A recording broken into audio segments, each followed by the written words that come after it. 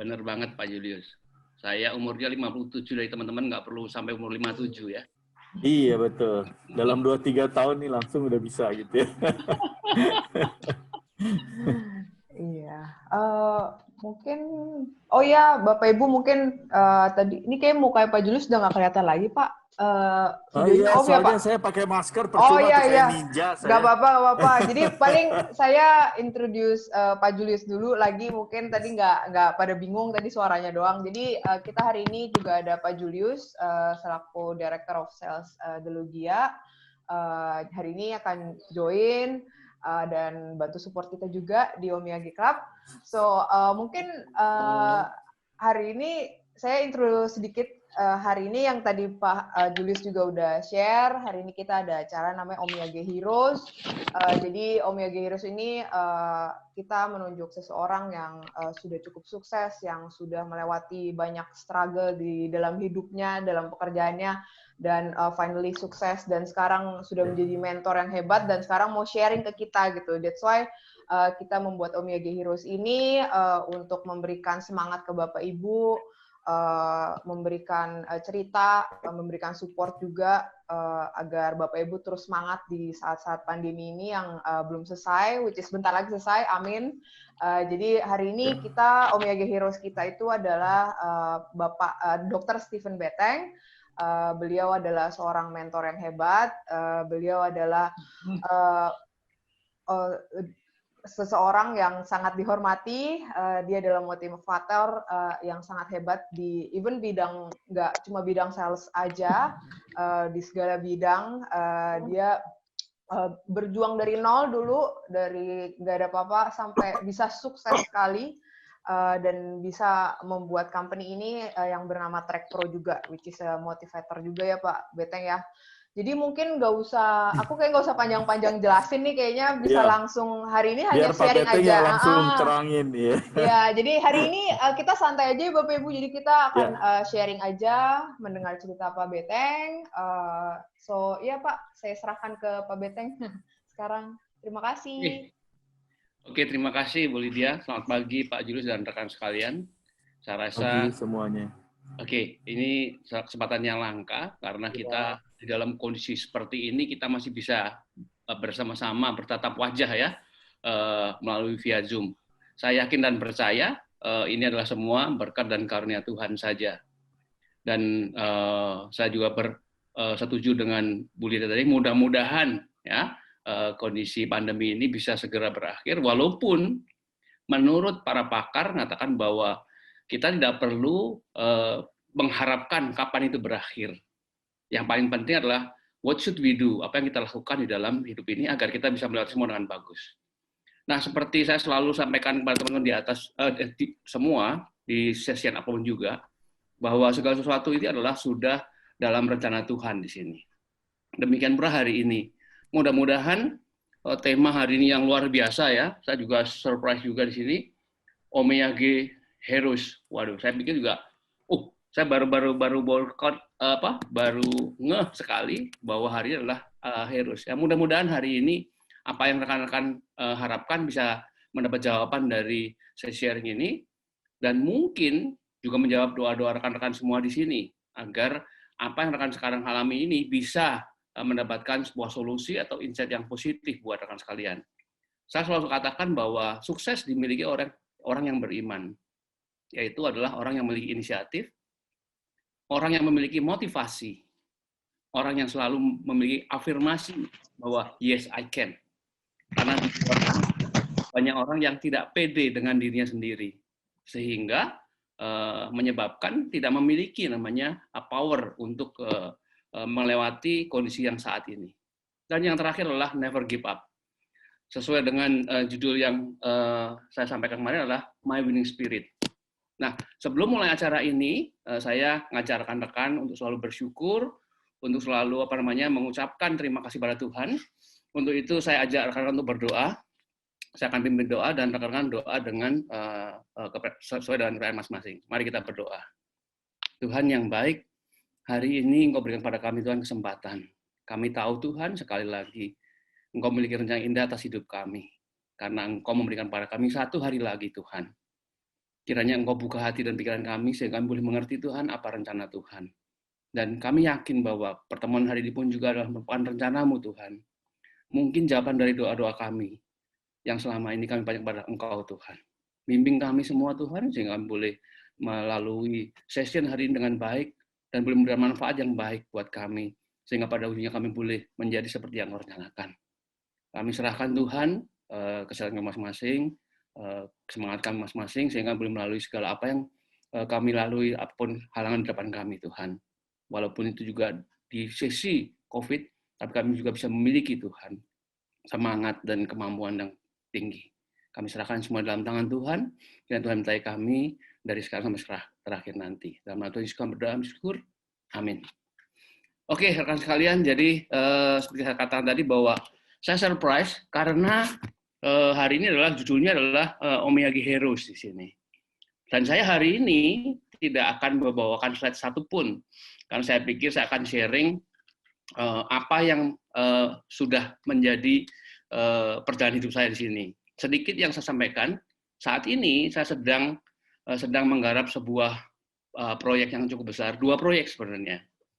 Kenapa demikian? Karena saya punya namanya semangat tidak pernah redup di sini. Pertama adalah saya sedang melakukan bridging sebuah perusahaan akan melakukan namanya kolaborasi investor, dan it worth 45% dari usaha itu harganya adalah 100 juta US dollar. Kami sedang jajakin, sudah dapat namanya kliennya, sudah namanya hampir deal, tapi apakah deal dan semuanya? Menurut saya itu adalah kuasa Tuhan saja. Saya tidak berharap bahwa itu harus deal, tapi minimal saya bisa menorehkan sebuah sejarah atau histori di perusahaan mereka, bahwa saya adalah sahabat mereka. Karena di dalam sebuah proses sales, jualan, selalu saya katakan bahwa relationship is everything, RSVP. Jadi saya membuat sebuah relationship. Mudah-mudahan dalam bulan-bulan ini sudah ketemu, bayarnya sudah kelihatan, minatnya sudah ada, harga nggak masalah, 100 juta US dollar. Seperti itu, bukan itu domainnya bukan kemampuan kekuatan saya saja, tapi karena kekuatan Tuhan di sini. Yang kedua, sekarang ini kan dengan kondisi COVID ini, begitu banyak perusahaan yang kolaps.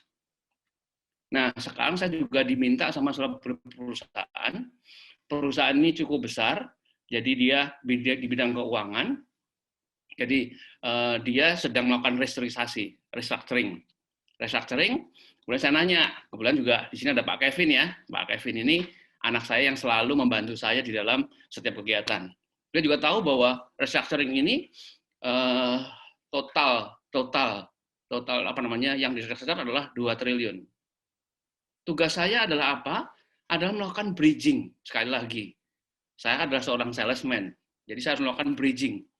Bridging kepada siapa? Kepada yang punya dana, kepada yang meminjam dana, dan kepada investor lain lagi di sini.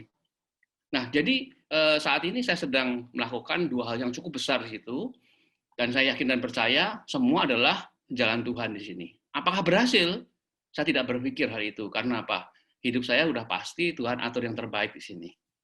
Baik, rekan sekalian, itu tadi adalah hanya gambaran apa yang sedang saya lakukan sekarang. Selain daripada itu, saya juga sekarang sedang diminta oleh owner sebuah perusahaan manufacturing diamond ataupun perusahaan berlian, manufacturing berlian, untuk bagaimana menggarap pasar di Indonesia. Selain ada beberapa klien yang mungkin saya diskusikan mungkin hanya dalam short term di sini. Jadi itulah tugas-tugas yang saya lakukan sekarang ini. Selain daripada itu, saya juga punya beberapa kebiasaan yang saya lakukan kepada banyak teman, yaitu adalah saya tetap rutin menulis daily insight untuk kebaikan banyak orang. Oke, hari ini sorry banget saya tidak membuat satu slide pun, tapi saya pengen cuma bercerita, sharing apa di sini. Mungkin rekan-rekan sebagian sudah kenal saya di sini ya, tapi baiklah, saya akan mulai sharing saya dengan perkenalan diri. Ya, saya lahir di Jogja 10 Juni tahun 63. Jadi saya sebentar lagi udah umur 58. Saya senang pada waktu WHO mengatakan bahwa umur 50 itu masih pemuda karena life expectancy ataupun usia hidup seorang ini sudah bertambah. Bahkan tadi malam saya mendengar sebuah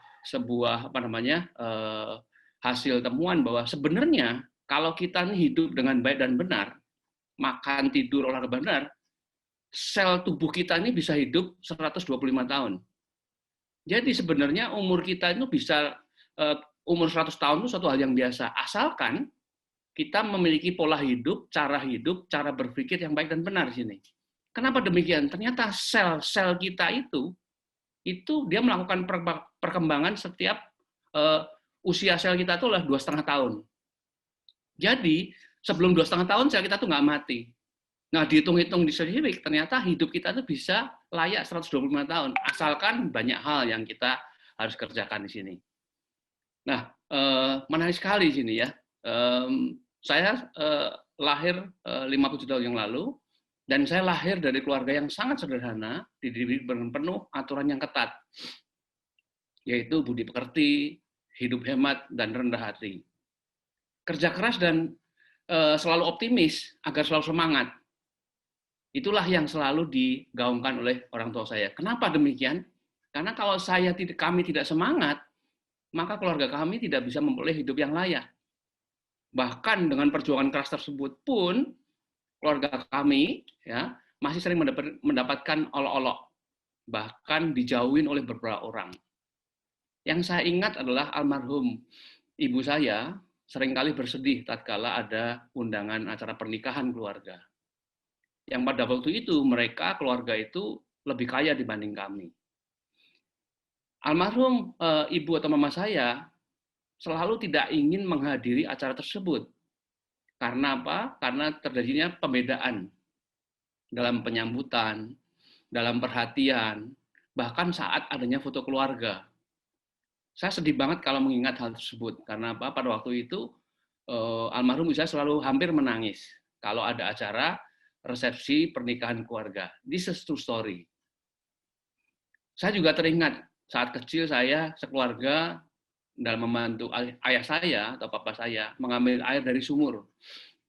Keluarga kami keluarga yang sangat sederhana. Rumah kami ukuran 6 x 8 meter. Jadi hanya 54 meter persegi, anaknya 6, jadi dihuni oleh 8 orang. You can imagine, lu lagi, ketemu orang, dan sebagainya. Sehingga Pak, kami sering berantem dengan keluarga.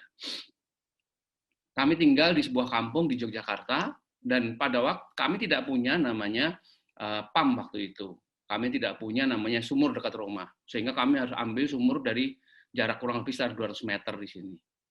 Nah, waktu itu kami ber-6 bersaudara bergantian, tapi yang paling sering membantu ngambil air adalah saya.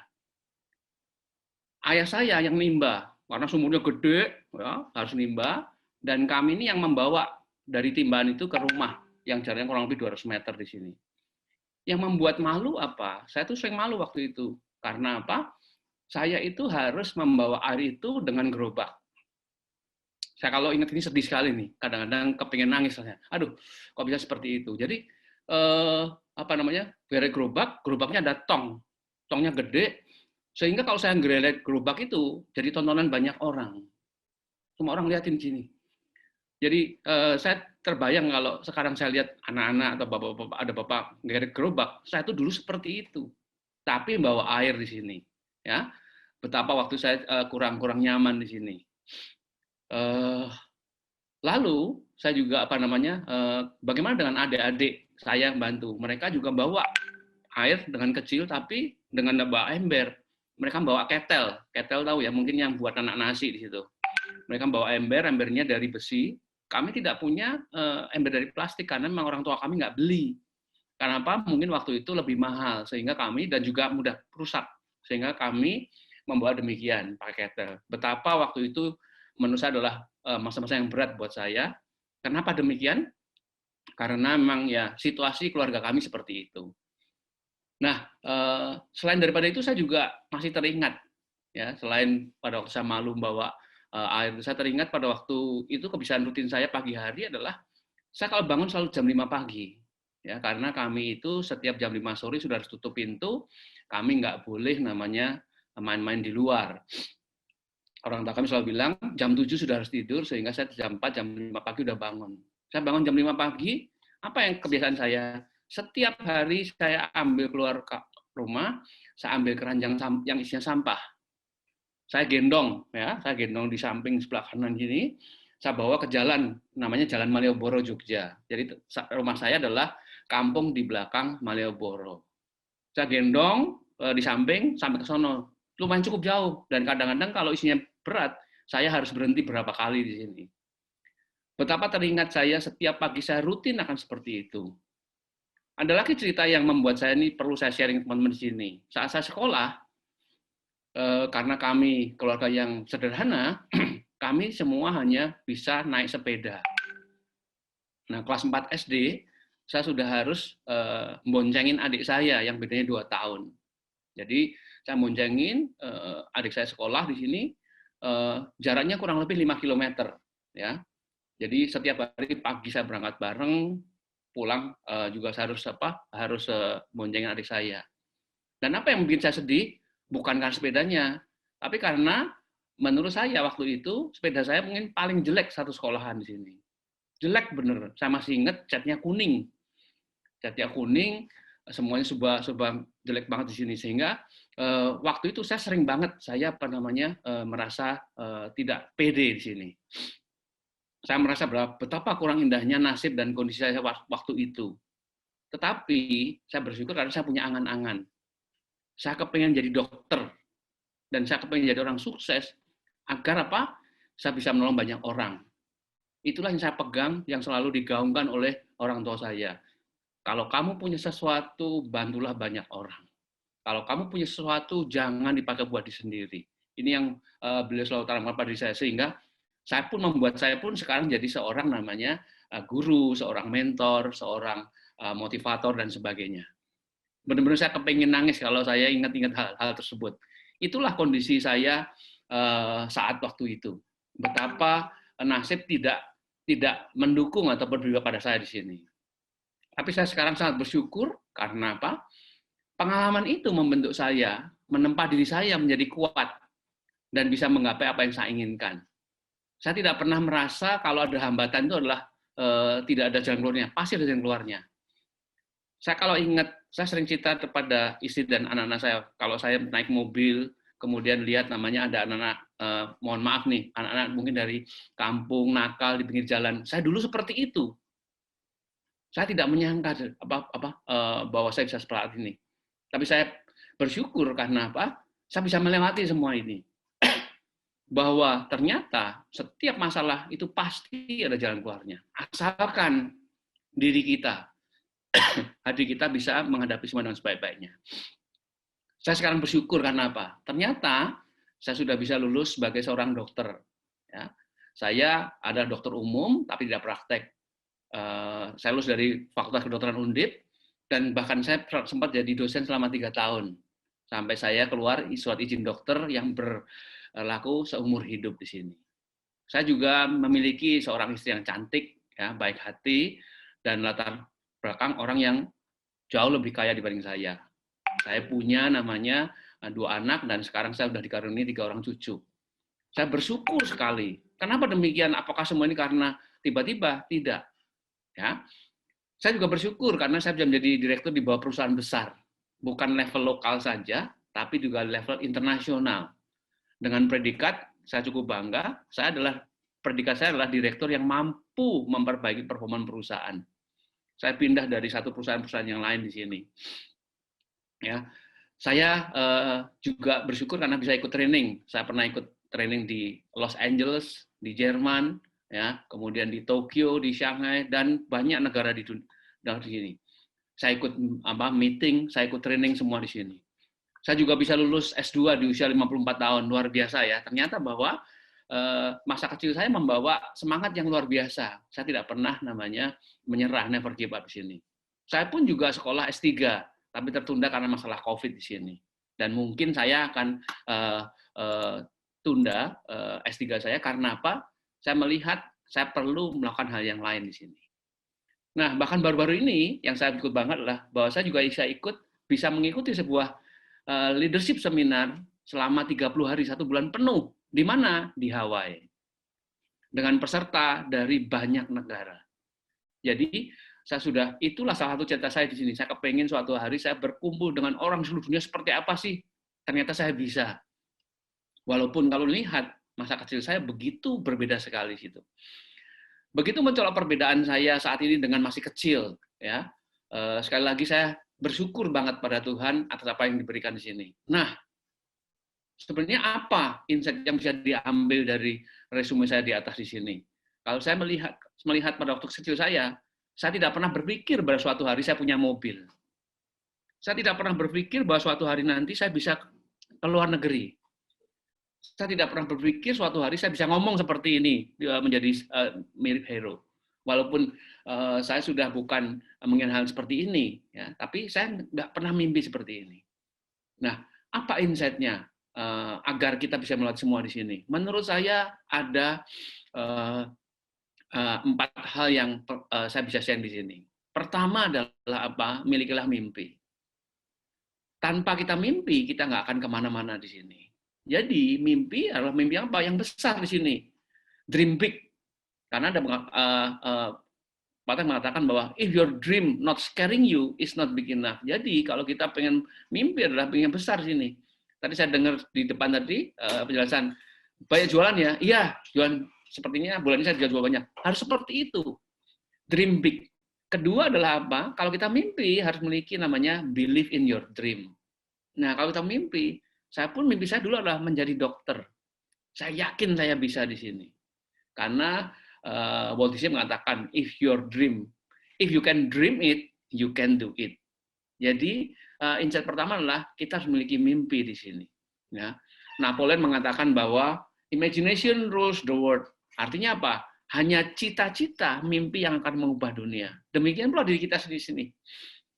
Saya dari dulu seperti itu dengan sekarang, setelah saya sadari bahwa ternyata apa? Saya punya mimpi. Saat ini pun saya punya mimpi yang lain lagi. Hidup saya bermanfaat buat banyak orang. Nah, saya bersyukur, semoga hidup saya ini, sharing hari ini bermanfaat buat banyak teman-teman di sini. Setelah kita punya mimpi, yang kedua yang menurut saya penting adalah apa? Love what you do. Do what you love. Jadi, kita harus mencintai apa yang kita kerjakan, kita harus cintai, syukurin. Kenapa demikian? Kalau kita menjadi sesuatu, itu akan menimbulkan hasrat. Dan hasrat itu passion akan membuat energi yang besar di sini. Jadi kalau teman-teman sudah memutuskan melakukan sesuatu, love what you do, kerjain aja. Sebagai seorang sales, sebagai seorang pengusaha, sebagai seorang leader, sebagai seorang atasan, sebagai whatever, love what you do what you love. Karena kalau kita seperti itu, kita juga bisa mensyukurin ya, apa yang kita miliki di sini. Kalau kita bersyukur, mencintai dan bersyukur, tidak akan mudah goyah hadapi tantangan apapun juga saat ini. Saya sudah alamin. Kalau saya bersyukur Tuhan, terima kasih begini, nggak ada kekuatan lain yang bisa menggoda kita untuk kita goyah. Dan ketiga, kalau kita love what you do, kita bisa memiliki ketekunan dalam melakukan sesuatu di sini.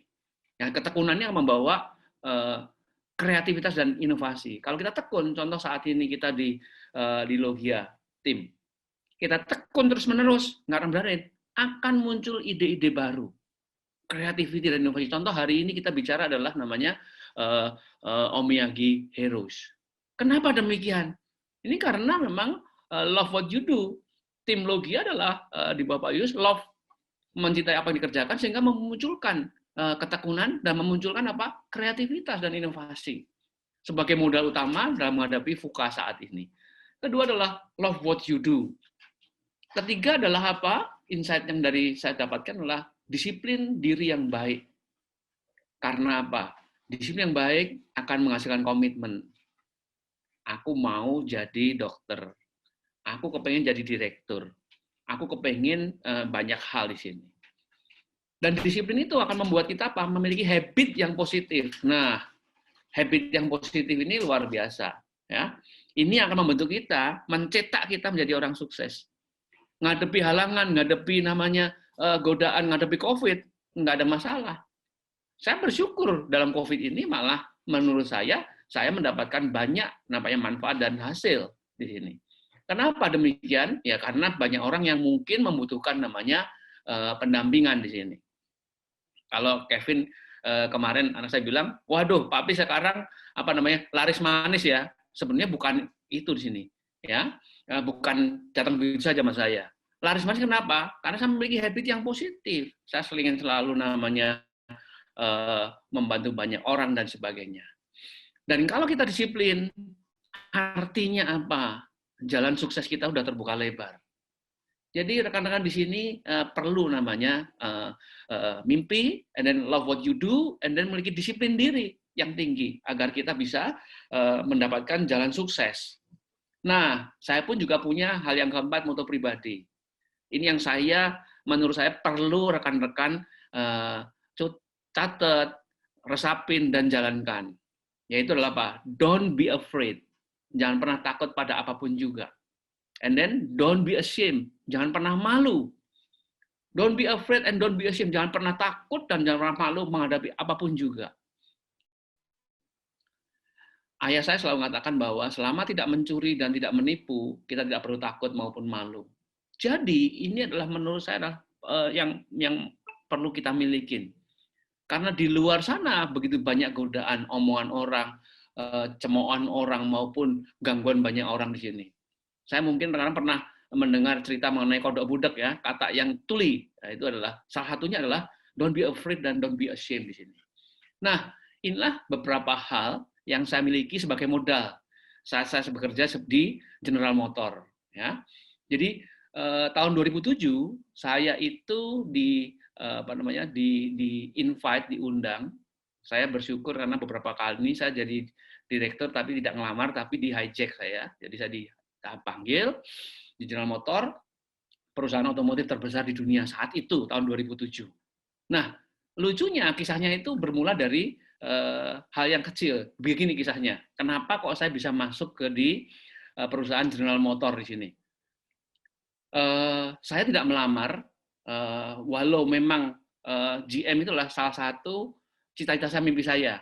Saya kepingin di akhir karir saya nanti, sebelum 50, saya pengen bekerja di sebuah perusahaan otomotif terbesar di dunia.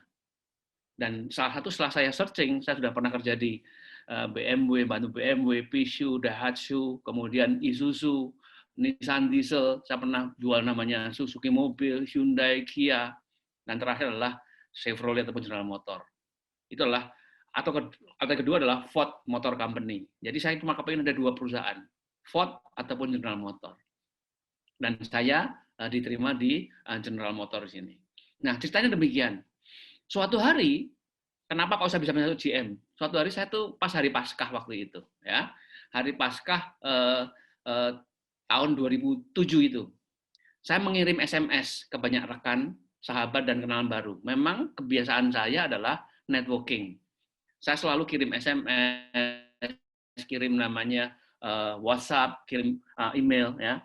Di handphone saya ini ada lebih dari 3.000 nama di sini. Kenapa? Dan saya ikutin satu-satu, tidak setiap hari, tapi saya pilih di akhir hari ataupun di akhir bulan, saya selalu membuat SMS, WA dan sebagainya. Ceritanya, salah satu kenalan baru saya namanya Pak Mukiat, ya.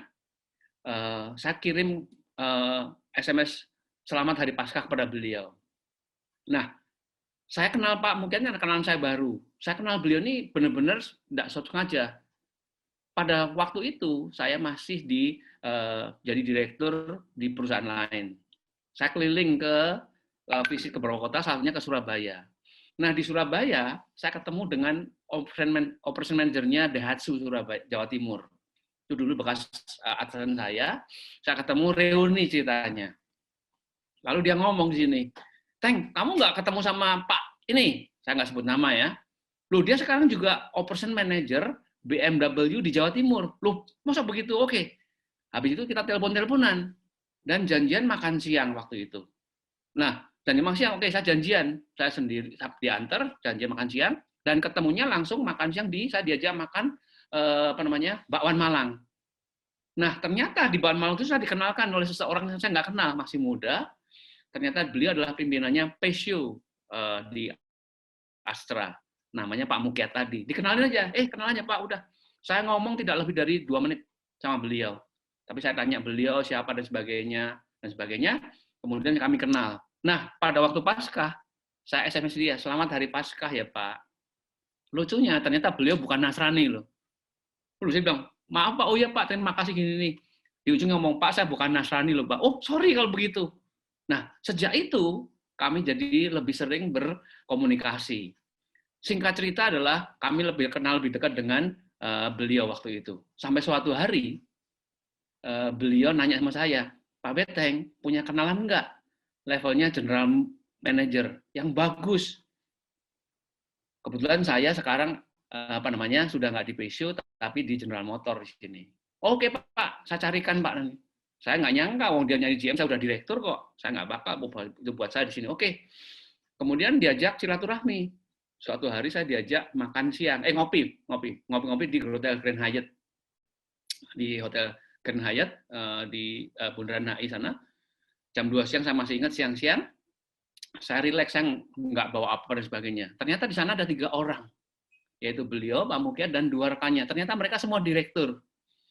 Saya ditanya ceritanya demikian, begini. Pak Beteng, pengalaman Bapak kan udah banyak di mobil sini. Menurut Pak Beteng, Chevrolet di Indonesia itu bisa jual berapa ya? Saya masih ingat sekali. Saya jawab, harusnya minimal bisa jual 300 ya Pak ya. 200-300 nih. Dan ternyata, saya tanya, selama ini jual berapa? Sebulan totalnya jualnya hanya 60. Kurang lebih.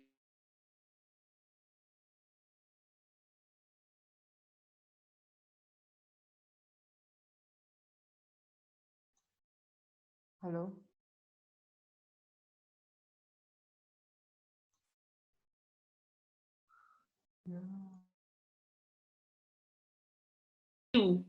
Saya diinterview nih mereka dengan cara ngobrol seperti itu.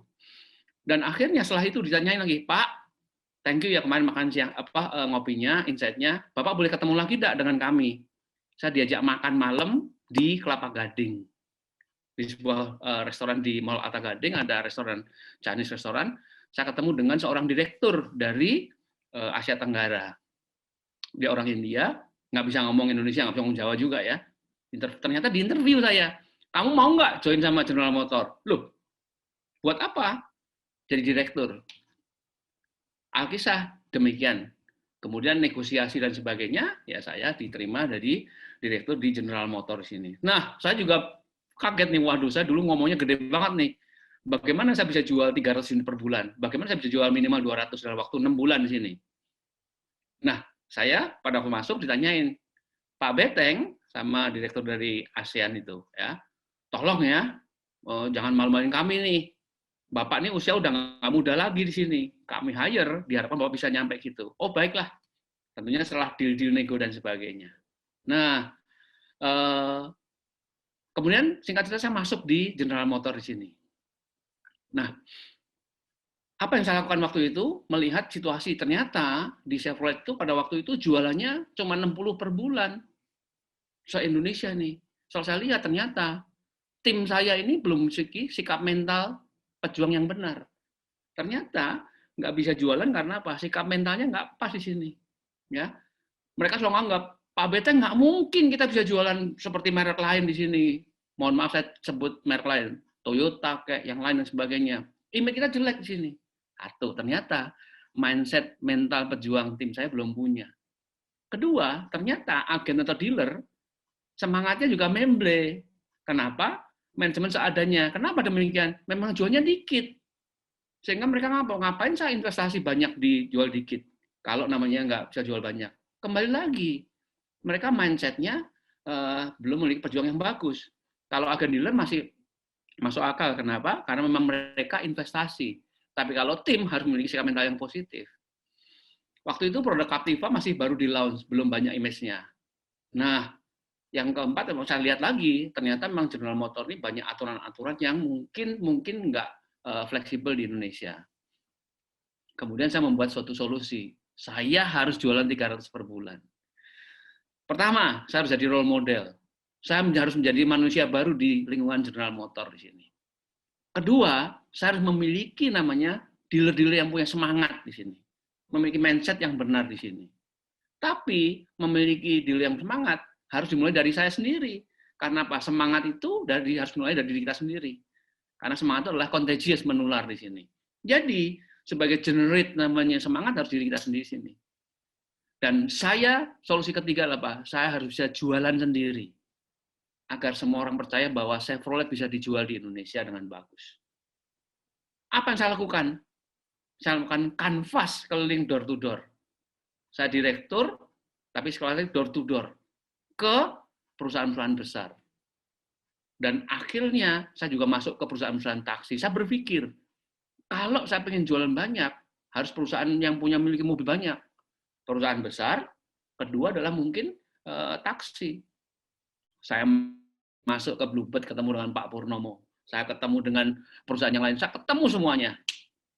Saya jadi ingat pada waktu saya jualan taksi itu adalah Pak, saya jalan kaki di MT Haryono Cawang sana. Saya berdua dengan teman saya, direktur after sales ini, ke salah satu pool taksi di sana. Dan karena pada waktu itu adalah salah alamat, kami harus parkir jauh, dan ada pemohonan permanen sehingga nggak bisa mobil, sehingga kami jalan door to door itu. Saya masuk dari satu gedung ke gedung yang lain, saya masuk ke pool taksi, saya jualan. Saya bawa koper, masih ingat, saya bawa kartu nama, saya bawa brosur di sini. Nah, dari situ, saya fight. Saya melihat bahwa, ternyata bahwa kesempatannya saya bisa masuk ke perusahaan namanya taksi di sini.